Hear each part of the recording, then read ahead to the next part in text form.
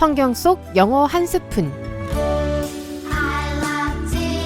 성경으로 배우는 영어회화 성경 속 영어 한 스푼. 오늘도 함께 하시는 분들 소개할게요. 네, 안녕하십니까. 강릉하이교회 전재한 목사. 곽쌤 친구 현선이 인사드립니다. 이제 곽쌤 대신 거의 반고정 아닌가요, 현선님? 언제든 불러만 주이소. 친숙해졌네요. 네, 저리 뺏을 것 같아요, 지금. 2022년 새해 보내고 있는데요. 목사님, 야고보서 말씀으로 오늘 진도 나가고 있죠. 네, 계속해서 야고보서 말씀 나눠보도록 하겠습니다. 오늘은 야고보서 2장 8절에서 13절의 말씀을 나눠보도록 할게요. 지난 시간 사람의 겉모습, 즉 외모를 통하여 차별이 대하지 않는 자가 참 그리스도인이라고 말씀드렸었는데요.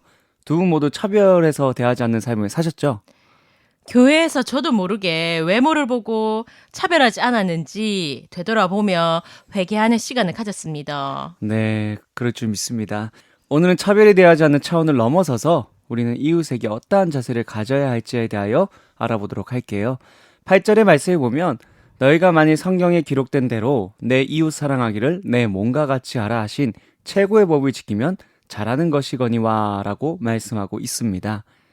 이는 원수를 갚지 말며 동포를 원망하지 말며 내 이웃 사랑하기를 내 자신과 같이 사랑하라는 레위기서 19장 18절에서 나타난 말씀인데요. 레위기의 말씀, 하나님이 직접 제정하신 법의 말씀을 인용하면서 사랑을 말했다는 것은 이는 선택사항이 아니라 반드시 지켜야 하는 하나님의 법이라는 것을 말하고 있는 것입니다. 이웃을 내 자신과 같이 사랑하라는 것을 선택사항이 아니라 의무사항으로 지키라고 하니까 좀 부담감이 느껴지네요.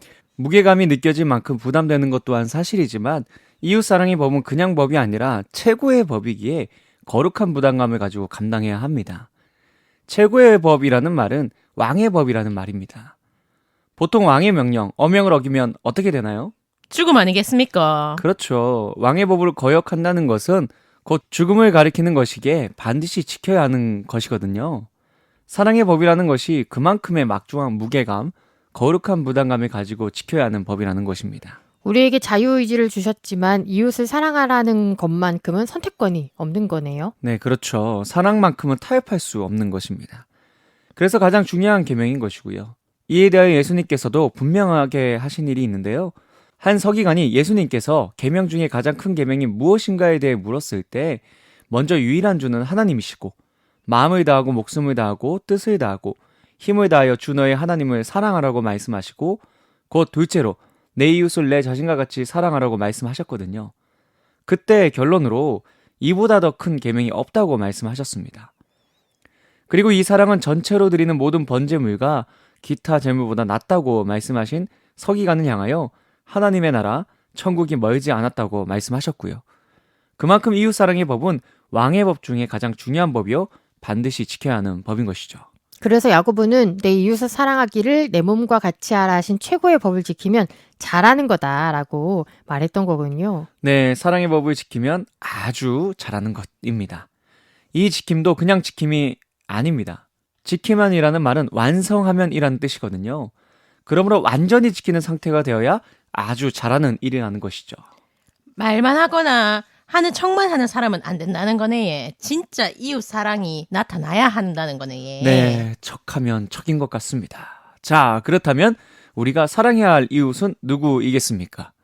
여기에 대한 힌트는 누가복음 10장에 예수님을 시험하려 했던 율법교사의 이야기에서 찾을 수 있는데요. 예수님에게 자기를 옳게 보이려고 내 이웃이 누구니까라고 질문한 율법교사를 향하여 예수님은 강도를 만난 사람을 치유한 사마리아인에 대한 이야기를 하십니다. 주께서는 이 비유를 말씀하시고 율법교사를 향하여 누가 강도 만난 자의 이웃이 되겠느냐고 묻자 그는 자비를 베푼 자니이다 라고 말하죠. 우리는 나와 좋은 관계에 있는 사람, 나와 함께 살아가는 사람들을 주로 이웃이라고 하지만 성경은 율법교사를 통해 말씀하신 것과 같이 주로 도움이 필요한 자들을 이웃이라 말하고 그러한 자들에게 자비를 베푸는 이웃이 되라고 말씀하십니다. 지난 시간 나눴던 말씀에 성전에서 부자와 가난한 자의 행색을 보고 차별해서 대했다고 했잖아요. 지금 보니까 외적인 모습을 보고 차별한다는 것 자체가 아예 말도 안 되는 일이었구나 생각하게 되네요. 네, 그렇습니다. 이웃을 내 몸과 같이 사랑하는 법이 왕의 법이자 최고의 법이기에 끊임없이 어려운 자들의 이웃이 되어야 한다고 성경은 말하는데 말씀을 삶으로 이루어야 하는 그리스도인이 외모를 보고 사람을 차별히 대한다면 해서는 안 되는 일, 말도 안 되는 일을 하는 것이죠. 절대로 스스로 그리스도인이라 말할 수 없는 것입니다. 그래서 야고보는 이렇게까지 말을 해요. 너희가 사람을 차별하여 대하면 죄를 짓는 것이니 율법이 너희를 범법자로 정죄한다라고 말입니다. 범법자라는 것은 무엇을 벗어나 있는 사람이라는 뜻으로 범죄자를 말하고 있는 것입니다. 외적인 모습을 통해 차별히 이웃을 대하는 자는 범죄자가 된 것이며 반드시 그에 대한 대가를 받게 된다는 것이죠. 사람을 차별하면 죄를 짓는 것이고 범죄자와 같다는 말씀을 드리니 절대로 차별하지 말아야 되겠다는 생각이 드네. 예. 뭐 엄청난 의지가 보여지네요. 네, 그래서 오늘 말씀을 시작할 때 이웃사랑의 법은 거룩한 부담감을 가지고 감당해야 한다고 말씀드린 것이죠. 율법을 하나만 어겨도 전체를 어긴 것과 다를 바가 없기에 그 어떠한 법도 소홀히 여겨서는 안 된다는 본문의 말씀과 같이 간음이나 살인과 같은 강력한 범죄뿐만이 아니라 차별 또한 하나님의 법이기에 이를 어기면 그와 다를 바 없는 범죄를 범하는 것과 같다는 것이죠. 근데 정말 이웃사랑의 법을 반드시 지켜야겠구나 이런 생각이 들면서도 왠지 다시 율법주의자들과 같은 삶을 살아야 할 것 같은 느낌이 드는데요. 네, 율법이 너희를 범법자로 정죄할 것이다. 누구든지 온 율법을 지키다가 그 하나를 범하면 모두 범한 자가 될 것이다 라는 말씀에 그렇게 느껴질 수 있는데요. 이는 율법주의자의 삶을 살아가라는 것이 아닙니다. 바로 자유의 율법주의자의 삶을 살아야 한다는 것이죠. 야고보가 말한 자유의 율법은 자유케 하는 온전한 율법이라는 말로써 구원받기 위한 수단으로 율법을 지키는 것이 아니라 구원받은 은혜에 감사하는 마음으로 지키는 법을 말하는 것입니다. 강제나 두려움 속에 이루어지는 것이 아니라 우리를 예수님을 통해 자유케 하신 하나님께 감사한 마음으로 이루어가는 것이자 하나님을 사랑하는 마음에서 이루어가는 것이죠. 그리고 12절에 말하고 행하라는 말씀과 같이 일시적인 것이 아니라 이를 계속 진행해 나가야 하는 것입니다. 하나님의 법을 죽기 싫어서 구원받고 싶어서 어쩔 수 없이 지키는 게 아니라 하나님을 사랑하니까 그리고 감사하기에 자발적으로 계속해서 이뤄가는 삶을 살아야 한다는 거군요. 네, 아주 정리를 잘 해주셨네요. 주님은 율법을 폐하러 오신 분이 아니라 완성하러 오신 분입니다. 사랑의 법으로 말이죠. 그러므로 우리 또한 하나님의 말씀을 사랑으로서 실행하며 살아가야 합니다. 그리고 때로는 대가에 대한 부담감도 가져야 해요. 혹시 13절 말씀 때문인가요? 네, 이제는 너무 척하면 척이라 무서울 정도네요. 매우 훌륭하십니다. 13절에 긍휼을 행하지 아니한 자에게는 긍휼 없는 심판이 있으리라. 긍휼은 심판을 이기고 자랑하느니라는 말씀은 한마디로 뿌린 대로 거두는 것을 말하고 있습니다. 주기도문에 우리가 우리 죄를 사하여 준 것 같이 우리 죄를 사하여 주옵시고라는 말씀처럼 우리가 이웃을 긍휼히 보고 자비를 베푼다면 하나님도 우리를 긍휼히 보시고 자비를 베푸셔서 자랑할 것은 넘치게 하시지만 긍휼히 행하지 아니하면 하나님도 우리에게 긍휼 없는 심판을 행하신다는 것이죠. 그래서 야고보는 자유의 율법대로 심판받을 자처럼 말도 하고 행하기도 하라고 말하면서 하나님을 향한 사랑과 감사로 하나님의 법을 자유하게 지키면서도 항상 율법과 그의 근거한 심판을 생각하면서 말하고 행동해야 한다고 했던 것이죠. 분명한 영적인 부담감을 가져야 한다는 것입니다.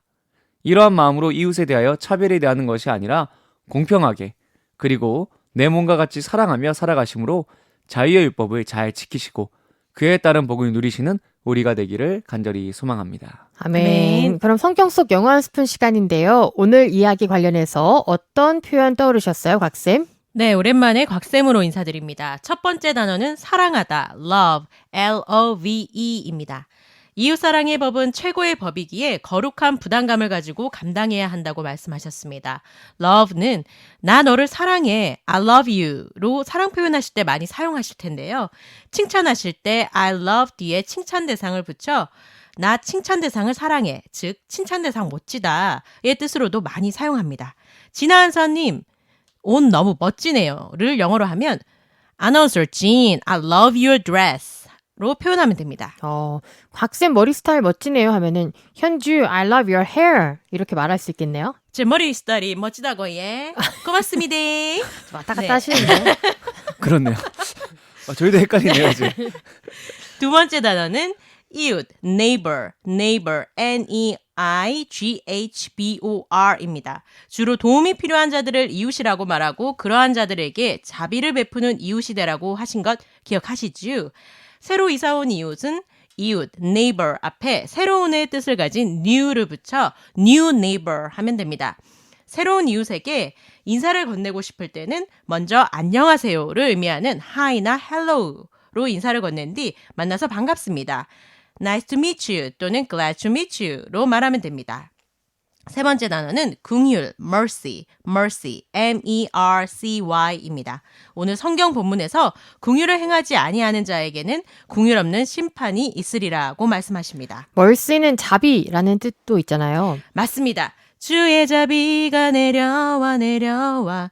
찬양을 영어로 하면 mercy is falling and falling and falling입니다. 네, 그럼 오늘 배운 영어 표현 다시 복습해 볼게요. 사랑하다, love. love, 옷 너무 멋지네요. I love your dress. I love your dress. 이웃, neighbor. neighbor, 새로운 이웃, new neighbor. new neighbor. 안녕하세요. 만나서 반갑습니다. Hi, nice to meet you. Hi, nice to meet you. 긍휼 자비, mercy. mercy. Awesome, 훌륭합니다. 네, 성경 속 영어 한 스푼. 저희는 다음 주 주일 이 시간에 다시 찾아뵐게요. 다 같이 샬롬. 샬롬, see you again.